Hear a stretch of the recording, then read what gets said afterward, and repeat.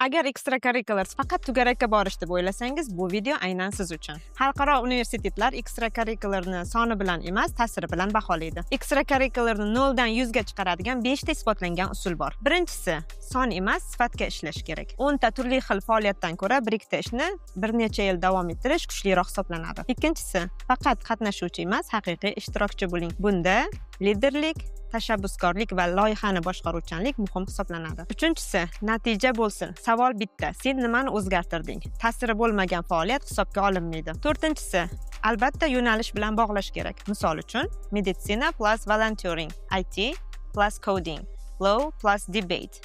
Bu tanlovni ongli ekanini ko'rsatadi. Beshinchisi, har bir qilgan ishingizni hujjatlashtirish. Bular sertifikatlar, reflection, foto va natija. Isbotsiz extracurriculars hech qachon universitet ko'ziga ko'rinmaydi. Shuni unutmang, extracurriculars bu shunchaki to'ldiriladigan ism emas, bu farzandingiz orttirgan tajriba hikoyasidir. Extracurriculars to'g'ri qurilsa, bu oddiy o'quvchini ham kuchli nomzodga aylantiradi.